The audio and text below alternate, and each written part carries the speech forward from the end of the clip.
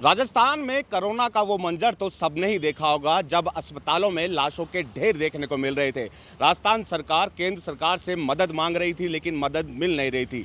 Oxygen की कमी के कारण मरने वालों की संख्या में लगातार इजाफा देखने को मिल रहा था। मुख्यमंत्री की ओर से भी बयान दिए जा रहे थे कि हम केंद्र सरकार से लगातार मदद मांग रहे हैं, लेकिन जितनी मदद मांगी जा रही है उतनी मदद मिल नहीं रही है। हालांकि जिस तरह मौत के आंकड़े बढ़ रहे थे उसके बाद कहीं ना कहीं राजस्थान सरकार की ओर से अस्पतालों में ऑक्सीजन प्लांट लगाए गए ताकि मरीजों की संख्या जो बढ़ रही थी, मौत के आंकड़े बढ़ रहे थे, उसमें कमी आ सके। हालांकि मरने वालों की संख्या लगातार बढ़ रही थी, ऐसे में मुआवजे की मांग भी उठी। इसके बाद जो है याचिका कोर्ट में भी लगाई गई।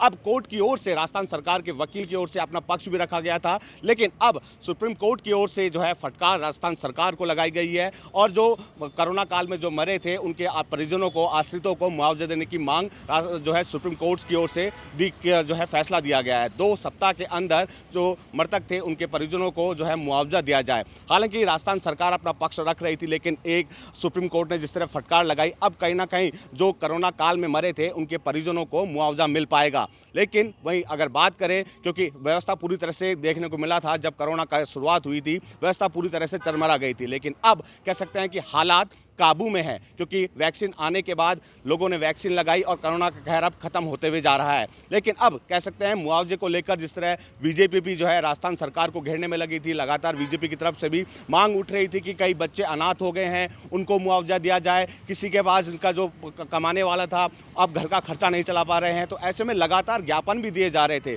लेकिन जब मामला सुप्रीम कोर्ट में पहुंचा, अब सुप्रीम कोर्ट ने भी जो है राजस्थान सरकार को फटकार लगाई है और निर्देश दिए हैं कि कहीं ना कहीं जो मृतक थे कोरोना काल में जिनकी मौत हुई थी उनके परिजनों को मुआवजा दिया जाए। बसंत पांडे, TV9 जयपुर।